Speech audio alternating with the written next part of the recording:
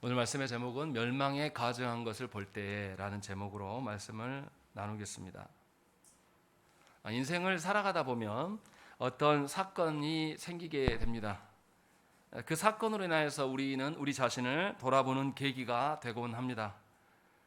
하지만 이런 삶의 방식은 항상 사고가 벌어진 이후에 일어나는 것입니다. 그것은 지혜롭지 못한 삶이에요. 지혜로운 삶은 무엇입니까? 사건이 발생하기 전에 자신을 돌아보는 자가, 그리고 자신을 개혁해 나가는 것이 가장 지혜로운 인생이라고 말할 수가 있습니다. 그래서 사람들은 뭔가 어떤 계기를 마련해 두고 그때가 되면 항상 뭔가를 새롭게 하려고 합니다. 그래서 우리도 연말이나 연초가 되면 그 분위기가 있습니다. 연말을 통해서 올 한 해를 한번 돌아보면서 또 연초를 오면서 또 새로운 신년을 맞이하는 것이 우리들의 삶의 방식입니다. 그런데 문제는 뭐냐면 연말과 연초를 정말로 우리에게 유익한 기준으로 우리가 돌아보느냐, 그렇지 않다라는 것이죠. 어떻습니까? 새로운 신년을 맞이하면 자신의 소원이나 각자가 이루고자 하는 그런 두루뭉술한 그런 덕담을 나누는 것이 우리의 삶의 방식이에요. 자신을 살피고 자신의 살아온 방식을 회개하면서 돌이키려고 하는 것들은 거의 없습니다. 자신을 새롭게 변화시키라는 그런 개념보다도 운이나 복을 바라는 것이 연말 연초의 우리의 태도들이라는 것입니다. 문제는 교회까지도 이러한 방식을 똑같이 따라가고 있다는 것입니다. 그래서 어쨌습니까? 교회마다 어제 12시에 송구 영신 예배를 드렸고, 그 송구 영신 예배가 나쁘다고 말하는 게 아니에요. 문제는 그때부터예요. 송구 영신 예배 때 무엇을 합니까? 말씀 카드를 뽑아요. 말씀 카드 왜 뽑습니까? 정말로 말씀 앞에서 나를 개혁해가고 말씀의 기준대로 살려고 하는 것이 아니에요. 말씀을 근거로 자기의 2023년도에 길흉을 점치려고 그것을 사용한다는 것이에요. 그래서 말씀 앞에서 나를 깎아내고 회개하는 송구영신 예배가 아니라 나와 무관하게, 나는 그렇게 살지 않았는데 무엇인가 내가 순종하지 않아도 하나님의 복이 나한테 임할 것처럼 그렇게 기대하는 방식으로 연말과 연초를 우리가 맞이하고 있다는 것입니다. 이것은 세상의 일이고, 놀라운 것은 세상의 방식이 교회까지도 도입되어 있다는 거예요. 그래서 교회가 회개할 줄 모릅니다. 자기 자신을 하나님의 기준으로서 돌아보는 데 있어서 굉장히 취약해요. 심지어 교회 안에 자신의 소원이나 자신의 인생의 방향을 맞춰가는 것을 소망한다는 것입니다. 그래서 덕담을 나누는 수준에서 예배를 마무리하는 경우가 너무나 많다는 것입니다. 그러나 예수님은 전혀 다른 것을 우리에게 제시하고 있어요. 오늘 본문에 보시면 주님은 종말을 선언하십니다. 종말의 징조들을 말씀하셔요. 우리는 이 말씀을 통해서 우리가 지금 현실, 연말과 연초를 지나고 있는 우리가 어떻게 살아가고 있는지를 분명하게 보아야 됩니다. 예수께서 우리에게 무엇을 주고 계시는가를 분명히 살펴야 된다는 것입니다. 자, 그러면 말씀을 한 구절씩 보면서 우리가 한번 살펴보십시다. 14절의 첫 본문의 시작부터 무슨 이야기가 나옵니까? 멸망에 가증한 것이 서지 못할 곳에 선 것을 보게 된다면, 이렇게 말씀을 시작하고 있어요. 예수께서 분명히 우리가 지난주에 읽었던 말씀에서 어떻게 했었습니까? 제자들이 예수께 물었어요. 종말이 언제 있습니까? 또 종말이 있게 되면 그 징조가 무엇입니까? 라고 물었을 때에 예수께서 뭐라고 말씀하셨습니까? 종말이 언제 있을지는 아버지밖에 모른다. 아무도 알지 못한다 라는 것을 분명하게 밝혔어요. 그리고 종말을 앞두고 있는 징조가 무엇인가를 말씀했다라는 것입니다. 그리고 오늘 본문에서는 아주 명확하게 이야기를 해요. 멸망에 가증한 것이 서지 못할 것에 서게 될 때에, 그것을 너희가 목도하게 될 때에 너희가 이러이러해야 된다라는 권면의 말씀들을 하고 있다는 것입니다. 그리고 이 날, 멸망에 가증한 것들이 서지 못할 것에 서게 될 때가 환란의 시작이고, 이 날이 얼마나 무서운 날인가가 19절에 나와 있어요. 우리 한번 읽겠습니다. 19절의 말씀 시작.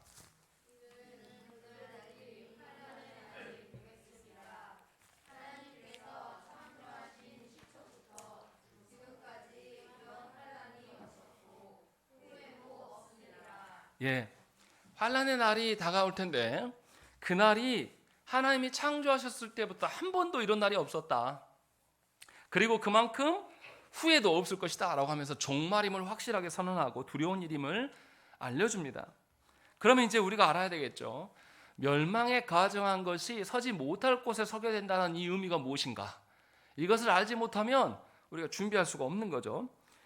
같은 이 사건에 대해서 마태는 뭐라고 기록하고 있냐면 마태복음 24장 15절 말씀에 그러므로 너희가 선지자 다니엘이 말한 바 멸망에 가증한 것이 거룩한 곳에 선 것을 보거든, 이렇게 되어 있습니다. 분명하게 약간 다른 뉘앙스로 이야기해요. 멸망에 가증한 것이 서지 못할 곳이라고 하지 않고 마태는 거룩한 곳에 서게 된다라고 이야기를 하고 있어요. 그런데 누가 말한 거냐면 선지자 다니엘이 말했다라고 분명하게 밝히고 있다는 것입니다. 그래서 다니엘서를 살펴보니 다니엘서 9장 26절과 27절에 비슷한 말씀이 나와요. 26절의 말씀을 읽어드리면 62일의 이후에 기름 부음을 받은 자가 끊어져 없어질 것이며 장차 한 왕의 백성이 와서 그 성읍과 성소를 무너뜨리려니와 그의 마지막은 홍수에 휩쓸림 같을 것이며 또 끝까지 전쟁이 있으리니 황폐할 것이 작정되었느니라, 이렇게 말씀하고 있어요. 무슨 말입니까? 이 멸망의 날이, 환란의 날이 올 텐데 그날에 이스라엘의 임금이 없어지고 이방의 왕이 와서 예루살렘 성과 예루살렘 성전을 완전히 초토화시킬 것이다 라는 것을 말씀했어요. 그리고 이 예언이 실제로 역사 속에서 이루어졌습니다. 기원전 167년에 이 시리아 통치자 안티오코스 에피파네스 4세가 애굽을 치러 내려가요. 그래서 애굽을 거의 칠 이제 그 끝에 선상에 서 있었는데 로마가 침공에 들어오는 바람에 이들이 다시 돌아가게 됩니다. 돌아가는 과정 중에서 화풀이를 어디다 하냐면 예루살렘에다 해요. 그래서 예루살렘에 들여서 예루살렘 성을 완전히 초토화시킵니다. 그리고 예루살렘 성전을 완전히 쑥대밭으로 만들어서 많은 사람을 죽여요. 이 과정 중에서 무슨 일을 하냐면 예루살렘 성전에 다른 신상을 세워놓고 예루살렘 성전에서 돼지를 이제 제사물로 바쳐요. 유대인들에게 돼지는 어떻습니까? 부정한 거예요. 하나님께 드릴 수 없는 것이죠. 그래서 모든 그 거짓된 우상을 섬기는 방식으로 예루살렘 성을 멸망시킵니다. 그래서 멸망에 가증한 것, 그것이 바로 제우스 신이나 이런 거짓된 우상들이 예루살렘 성전에 세워지는 것, 이것을 말씀하고 있어요. 다니엘서에서 말한 게 이것이 실제로 이 기원전 167년에 에피파네스 4세에 의해서 실현된 것이 역사의 증명입니다. 그러면 우리가 힌트를 알 수 있는 거죠. 아, 성전이 파괴되고 그곳에 우상이 세워주는구나 라는 것이 종말의 징조구나 라는 것을 볼 수가 있어요. 그래서 어떻습니까? 21절에 보세요. 뭐라고 되어 있습니까? 그때 어떤 사람이 너희에게 말하되 보라, 그리스도가 여기 있다, 보라 저기 있다 하여도 믿지 말라. 거짓 그리스도들과 거짓 선지자들이 일어나서 이적과 기사를 행하여 할 수만 있으면 택하신 자들을 미혹하려 하리라 라고 되어 있습니다. 성전에 가짜들이 세워질 것이다 라는 것을 말씀하고 있는 거예요. 그럼 우리가 한번 생각을 해봐야 됩니다.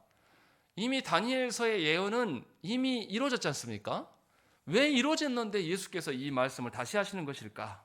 이것이 도대체 무슨 의미일까라는 것을 우리가 알아야 됩니다. 그런데 예수님 말씀 중에서 중요한 부분이 있어요. 23절의 말씀을 읽겠습니다. 시작.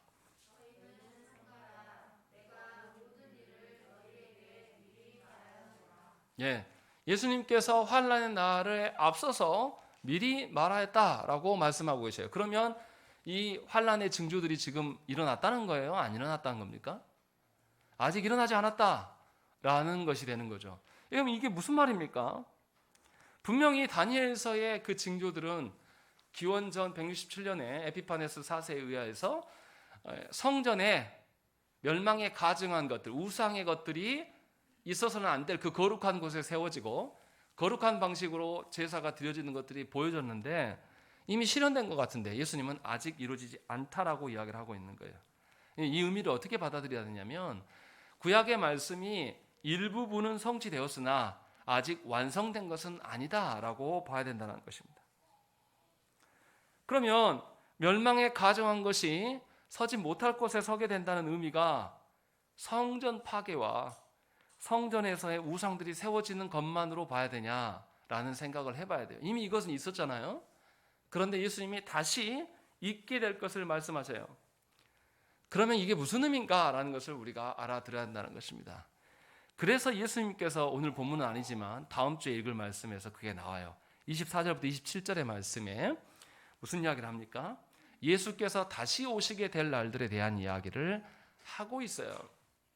예수께서 우리를 위하여서 죽고 부활하셔서 승천하셨다가 다시 오게 될 때 이것이 궁극적인 성취가 될 것이다 라고 말씀하고 있어요. 그러니까 환난의 날 그 자체가 클라이막스가 아니라 예수께서 다시 오심이 클라이막스가 될 것이고 예수께서 다시 오심을 앞두고 전조로서 환난의 날이 있게 될 것이다 라고 말씀하고 있는 거예요. 그러니 우리는 어떻습니까? 성경에서 말하는 환난의 날이 어느 부분은 일정 부분 이미 성취되었어요. 그러나 아직 완성되지는 않았다는 것이죠. 다시 말씀드립니다. 예수께서 성경에서 말하는 환난의 날이 이미 성취된 부분이 있고 아직 완성되지 않은 상황 가운데 우리가 놓여 있다는 것입니다. 그래서 이것을 신학적으로 이미와 아직 사이에 있다라고 말씀하는 거예요. 이게 왜 중요합니까? 하나님께서 예언하신 바가 이미 성취된 부분이 있어서 증거가 분명합니다. 그리고 아직 성취되지 않았기 때문에 아직 기회는 있어요. 그래서 이미와 아직 사이에 있는 사람은 이미 완성된 부분이 있기 때문에 성취된 부분이 있기 때문에 완성의 날을 소망하며 살 수밖에 없어요. 그 긴박함이 있다는 것이죠. 아예 보지 못한 사람은 아주 태연하고 나태하게 살아갈 것입니다. 그러나 말씀의 증거들을 통하여서 성전이 파괴된 것을 분명하게 알려줬어요. 예수께서 또 무슨 이야기 하셨습니까? 성전의 남용들, 성전이 부적처럼 사용된 것에 대해서 예수께서 보시고 성전이 파괴되어야 될 것임을 분명하게 밝히십니다. 그리고 예수 그리스도께서 그 일을 행하실 것들을 말씀하고 있는 것이요. 이것이 종말의 시대를 살아가고 있는 삶의 정황이라는 거예요. 그러니까 우리는 하나님께서 예언하신 바가 일부분 이미 실행되었고 아직 완성되지 않는 그런 속에 있기 때문에 완성이 점점 더 확연해 가는 거죠. 마치 배가 기울어서 물이 차기 시작해서 기울어져 가고 있어요. 그러면 그 배에서 태연하게 앉아서 기다릴 수 있습니까? 아니요. 신속하게 나갈 준비를 하고 더 이상 이 배가 내가 거할 거처가 아니라 저 배 바깥으로 나가서 영원한 구원을 향해서 내가 바라봐야 되는 그것에 모든 에너지와 내 생각과 마음과 귀와 눈이 다 열려 있을 수밖에 없는 거예요. 그것이 침몰해가는 뱃속에 있는 사람들의 합당한 태도라는 것입니다. 예수께서 지금 그 말씀을 우리에게 하고 있는 거예요. 문제는 이미와 아직의 그 사이에 살아가고 있는 저와 여러분들, 아직 예수님이 오시지 않았어요. 그 오시지 않은 이 종말의 시대를 살아가고 있는 성도된 우리들에게 이러한 긴박함이 있냐 이 말이에요. 우리가 종말의 시대를 살고 있고 예수께서 내일이라도 아니 오늘이라도 바로 올 것처럼 살아가냐 이 말이에요. 이것을 묻고 있는 겁니다. 과연 우리가 그런지를 살펴봐야 돼요.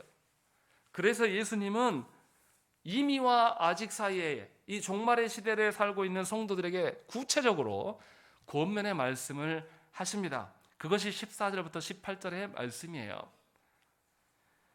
먼저 14절부터 16절의 말씀 뭐라고 되어 있습니까? 우리 한번 읽겠습니다. 14절부터 16절 말씀 시작.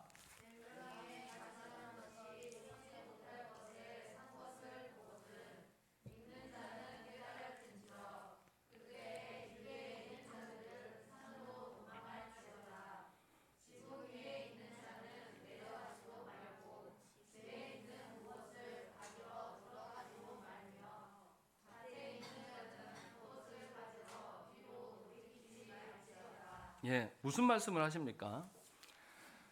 멸망의 날, 그러니까 멸망에 가정한 것이 있지 못할 거룩한 곳에 서게 될 때 그것을 너희가 보게 된다면 산으로 도망해라 라고 이야기하고 있어요.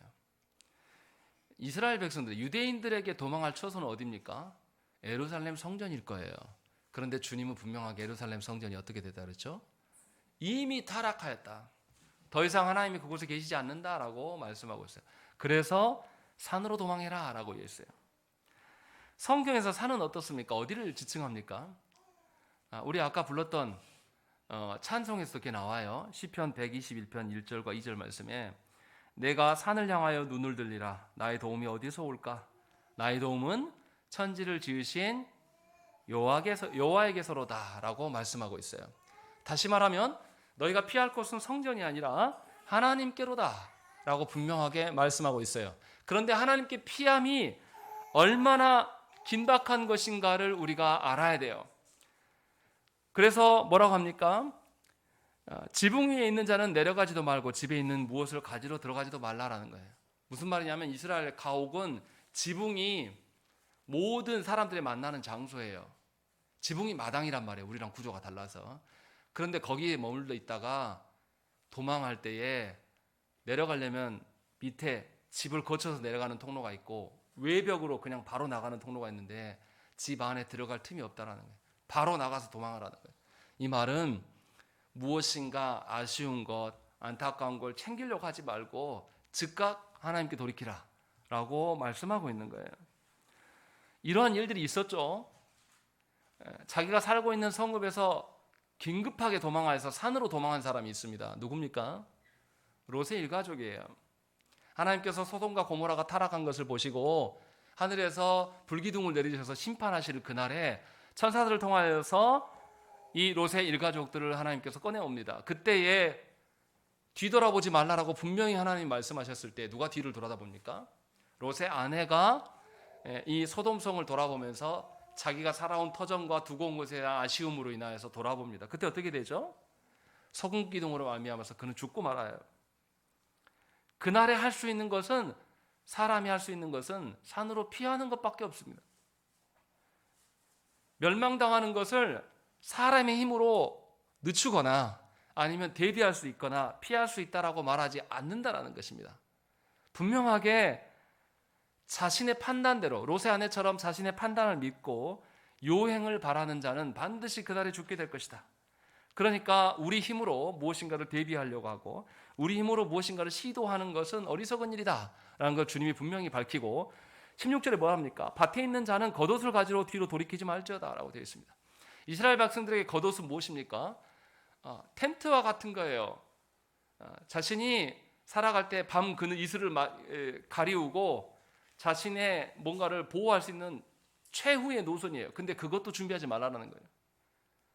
겉옷을 집에다 남겨놓고 밭에서 땀나고 일하니까 있다가 이 멸망이 가져간 것이 있어야 되지 않을 곳에 서게 될 때는 다시 집에 들어가서 그거 챙겨 나올 생각하지 말고 즉각 도망하라 라고 돌아가지 마라 라고 분명하게 말씀하고 있어요.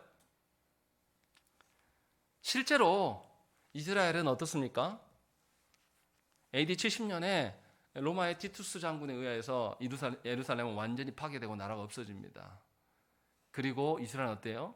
언제 나라가 생깁니까? 1948년도에 드디어 나라가 생겨요. 거의 19세기 동안 나라가 없는 채로 세상을 떠돌아요.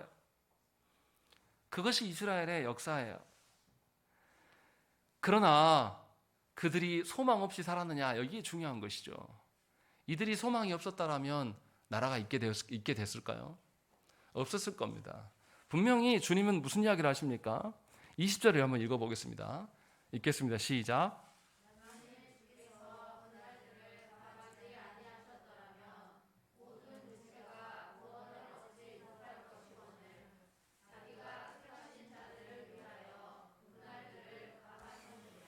다행스러운 것은 이 환난의 날 중에도 어떻게 하신다라는 것이죠. 하나님께서 택한 자들을 위하여서 이 환난의 날을 감하시기 때문에 택한 자들이 살 수 있다라고 말씀하고 있는 거예요. 그러니 뭐 하라는 겁니까? 너희가 무엇을 방비하고 세상 일에 대해서 몰두하면서 무엇을 이룰 수 있을 것처럼 말하지 말라라는 거예요. 그렇게 하지 말라라는 거예요. 하나님께만 피해 있으라는 거예요.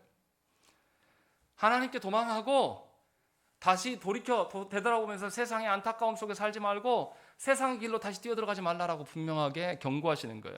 그리고 17절과 18절의 말씀도 우리에게 권면하십니다. 우리 한번 읽겠습니다. 시작.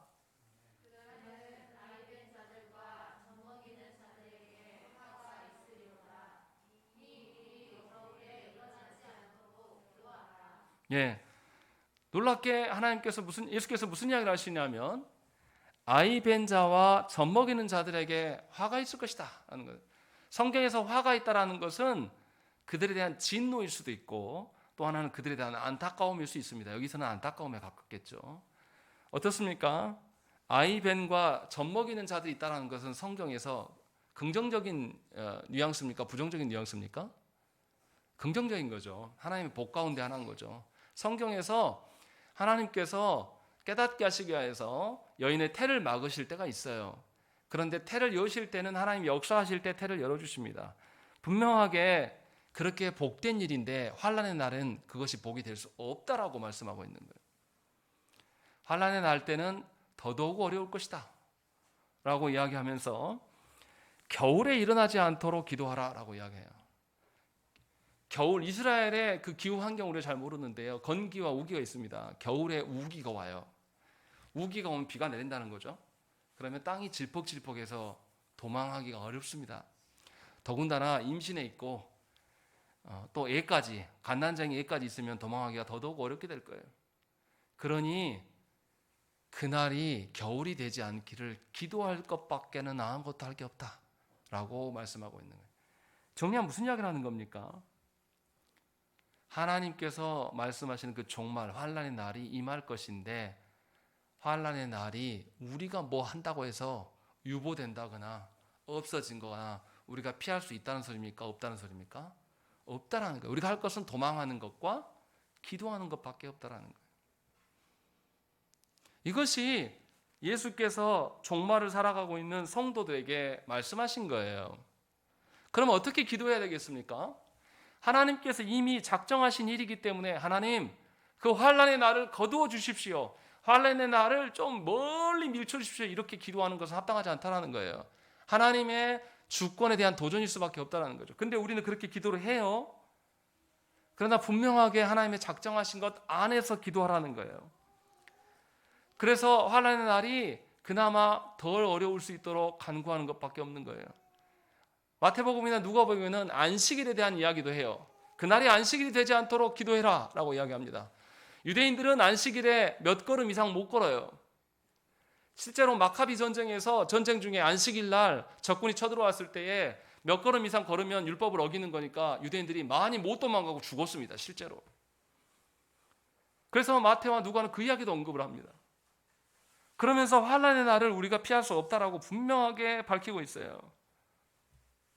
분명하게 우리가 할 것은 하나님께 피할 것과 하나님께 기도할 것 외에는 아무것도 없다라고 말씀하고 있는 것입니다. 그러나 하나님께서 무슨 이야기합니까? 택한 자들을 위하여서 그날을 감하신다. 다시 말하면 하나님의 다스리심이 택한 자들을 위한 긍휼과 자비가 있다라고 분명하게 우리에게 말씀하고 있는 거예요.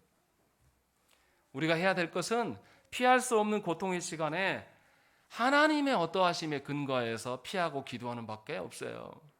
우리가 상상하는 방식으로, 우리가 기대하는 방식으로 행하는 것을 통해서 무엇인가를 우리가 이뤄낼 수가 없다라는 거예요. 하나님께서, 이거 제가 일부러 맞춘 거 아니지 않습니까? 왜 2023년도에 첫 주일에 이 말씀을 우리에게 주실까요? 하나님께서 이미 우리를 종말의 시대에 살게 하신단 말이에요. 그래서 우리는 모두 다 하나님의 주권 하에 있는 존재들이기 때문에 우리가 하나님의 주권을 뒤집을 수도 없고 우리가 하나님의 주권에서 벗어나서 살 수도 없는 자들이에요. 그렇기 때문에 하나님께서 말씀하신, 하나님 주신 말씀을 근거를 토대로 인하여서 우리가 하나님의 긍휼을 구하는 삶을 살아가는 것이 우리가 해야 될 전부이다라고 우리에게 말씀하고 있는 거예요. 그렇다고 절망하고 두려워하면서 걱정하면서 그렇게 살아가라고 말씀하는 것이 아니에요. 환난의 날이 마지막의 징조가 아닙니다. 예수께서 성전을 허무시고 본인이 성전되어 주신다는 그 말씀하셨던 것은 종말이기도 하지만, 이스라엘 백성들에게 성전이 사라지는 것은 종말이기도 하지만 예수께서 오심으로 말미암아서 이제 성전 중심의 신앙이 아니라 예수 그리스도로 통하여서 어느 곳에서나 성부 하나님의 이름을 부를 수 있는 새로운 시대가 도래하였음을 그들에게 알려주셨어요. 그러니 하나님 나라 백성된 우리들은 이 땅에서의 삶이 전부가 아니에요. 예수께서 다시 오게 되실 때에 우리는 어떻습니까? 무엇을 직접 보게 하게 됩니까? 하나님 나라를 이제 보게 될 것이고, 이제는 더 이상 우리가 하나님께 순종함에 있어서 우리의 어떠함으로 걸리적거리는 없는 일들이 생겨나게 될 것이에요. 그것이기 때문에 새로운 시대가 열리는 소망 가운데 있게 된다는 것입니다. 이것이 하나님께서 우리에게 말씀하시는 거예요. 그러니까 멸망에 가증한 것이 있어서는 안 될 거룩한 곳에 서게 될 때에 우리는 그것에 대해서 분노하면서 좌절하고 있어야 될 것이 아니라는 거예요. 분명하게 그 상황 속에서 우리는 뭘 봐야 되냐면 하나님의 약속을 바라보면서 하나님께서 새로운 시대를 여는 것에 대한 소망을 갖고 살아가야 하는 자들이 바로 성도된 우리라는 것입니다. 이것이 예수님께서 우리에게 말씀하고 있는 거예요. 예수님 당시 제자들은 예루살렘이 멸망하는 것을 보게 됐습니다. 실제로 70년을 경험하기 때문에. 그리고 오직 하나님께로만 피할 수밖에 없음을 몸소 체험하게 된다는 것이죠. 그래서 예수님 제자들의 삶은 어떻습니까? 절망하고 낭망하는 삶을 살지 않았어요. 그들은 순교하는 일들까지 끝까지 하나님께 충성하는 삶을 살면서, 사도 바울 경우도 어떻습니까? 본인이 유대인들에게 복음을 전하지 못하라면 이방인들의 선지자라도 되겠다라고 하면서 교회들을 세워나가면서 끝까지 복음을 증거하러, 또 심지어 로마에 복음을 전하기 위해서 일부러 잡혀가면서 로마의 법정에 서는 일들까지 마다하지 않았다라는 거죠. 세상 사람들의 눈으로 봤을 때는 너무나 이상한 삶을 살아가는 것이에요.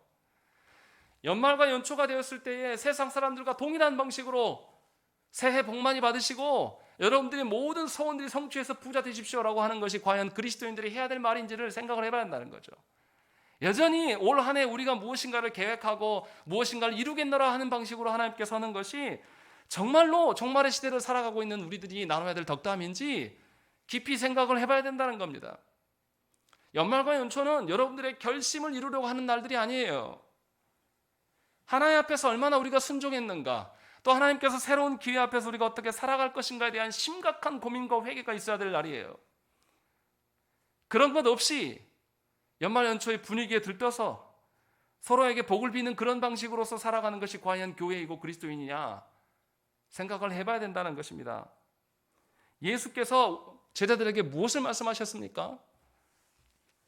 멸망에 가증한 것들이 세워져 가는 것을 너희가 보게 될 것이다. 이것이 이 제자들에게 긍정적인 말이고 소망의 말입니까? 절대 그렇지 않아요. 그리스도인들이, 적그리스도가 나타나서 내가 주다라고 말하는 이들이 여기저기 있게 될 것이다. 그리고 그 사람들이 많은 성도들을 미혹해 갈 것이다. 그것을 너희가 보게 될 거다라고 말씀하는 거예요. 그런데 우리 시대는 어떻습니까? 멸망에 가증한 것들이 이미 교회를 점령하고 있습니다. 그래서 교회의 직분자들이 말도 안 되는 타락상을 보여주고 있어요. 그리고 우리 시대에 어떻습니까? 복음이 아닌 거짓된 것을 강단에서 설교하고 성도들이 그것을 유통하고 있습니다. 하나님의 말씀에 근거하여서 하나님께 순종하기 위한 말씀을 듣고자 하는 것이 아니라 각자의 소원과 복을 빌기 위해서 자신이 잘 되는 것을 목적으로 하고 해서 자신이 듣기 좋은 설교를 찾아다니는 것이 조국교회 성도들의 행태라는 거예요. 전혀 회개할 줄 모르고 목이 곧은 백성으로서 교회를 찢어내고 교회를 망치는 자들이 직분자들이에요. 그리고 수많은 이단들이 일어나서 정통교회에 속한 성도들을 다 끄집어가면서 자신들이 예수다라고 말하는 이들을 우리가 지금 보고 있지 않습니까? 놀라운 것은 정통교회라고 하는 우리들조차도 하나님의 말씀이 아니라, 설교자들이 하나님의 말씀이 아니라 자신들의 이야기를 하고 있어도 성도들이 방관하고 있다는 것입니다. 그리고 오늘 말씀에 있는 것처럼 22절에 보시면 이적과 기사를 향하여 할 수만 있으면 택하신 자들을 미혹하게 될 것이다. 이적과 기사가 무엇입니까? 신비적인 일들이에요. 조국교회 안에 얼마나 신비적인 그런 인간들이 얼마나 많습니까? 자기가 하나님께 직통계시를 받아서 나라가 곧 멸망할 거니까 이 나라를 피해야 된다. 이 정신 나간 소리를 듣고 교회에 성도된 자들이 다른 나라에 피난 가서 여전히 거기서 못 돌아오고 있잖아요. 이런 일들을 우리가 버젓이 보고 있어요. 이미 주님이 말씀하신 것들이 우리는 이미 본 자들이에요. 그런데 문제는 뭐냐면 이러한 일들을 보고 있는 성도된 우리가 너무나 태만하다라는 거예요. 아무런 긴장감이 없어요. 주께서 언제 오실지, 이 환난의 날이 이미 시작된 것은 아닐까라는 그 고심이 우리에게 있어야 되는데 그렇지 않다는 거예요. 더더구나 태만한 것만이 아니라 우리는 세상의 가치를 따라서 세상의 일에 참으로 열심을 냅니다. 분명히 주님은 집에 있는 무엇을 가지도 말라고 말씀하셨어요. 그런데 우리는 세상 일에 하나님의 주신 모든 힘과 에너지를 쏟아냅니다. 우리 자녀들에게 세상의 것을 더 많은 것들을 주어주기 위해서 우리는 애쓰고 그것을 채워주지 못함으로 해서 눈물 지는 날들이 너무나 많아요. 제가 이렇게 말씀드리면 어떤 분들이 이렇게도 말할 거예요. 우리의 삶이 너무나 힘들고 어려워서 그렇습니다. 그렇게 항변하는 분들이 있을지 모르겠습니다. 그러나 주님은 누구에게 권면하였습니까? 아이벤 자들과 젖먹이는 자들에게 말씀했어요. 사회에서 가장 약자들이, 그냥 여성이라는 것 자체만으로도 예수님 당시에서는 사람으로 세지도 않아요. 그런데 임신까지 했어요. 그리고 젖먹이 아이까지 있어요. 그러면 가장 약한 자들 아닙니까? 그 자들에게 무슨 이야기를 합니까? 기도하라고 말씀하셨어요. 가장 연약한 자들에게 뭐라는 거죠? 살만하고 힘 있는 자들에게 기도하라고 하신 것이 아니에요. 가장 연약한 자들에게, 세상 속에서 매우 연약하고 필요한 자들에게 분명하게 멸망에 가정한 것들을 보게 될 때에 너희가 하나님께 피하고 기도해야 될 것이다 라고 말씀하고 있는 거예요. 우리는 어떤 자들입니까? 여러분들은 여러분 스스로를 세상 속에서 꽤 괜찮은 사람으로 여기고 여러분들이 세상 속에서 힘 있는 자로 여길지 모르겠어요. 그러나 제가 볼 때는 우리 정약교회에 속한 모든 성도들은 그냥 소시민이에요. 세상 속에서 그냥 힘없는 서민에 불과해요. 그런 우리들에게 오늘 이 말씀을 하고 계신다는 것이죠. 종말을 살아가는 우리가 우리의 힘과 능력으로 주님이 다시 오게 될 날을 대비할 수 없습니다. 그렇다고 해서 우리가 미래가 없는 절망의 나날로 살아가야 될 것이냐? 그것도 아니에요. 예수께서 다시 오심으로 우리는 하나님 나라 백성으로 완전히 세워져 갈 것이에요. 그렇기 때문에 하나님께서 이루신 미래의 그 약속으로 말미암아서 저와 여러분들 소망을 품고 살아가야 됩니다. 그래서 우리의 삶의 모습은 우리의 미래에 대한 신뢰, 미래에 대한 믿음을 증명하는 삶이 되는 것이에요. 여러분들의 현재의 삶은 예수께서 말씀하시는 다시 오시겠다고 하신 그 말씀에 대해서 우리가 얼마나 믿고 있는가를 반영하는 삶일 수밖에 없는 것이죠.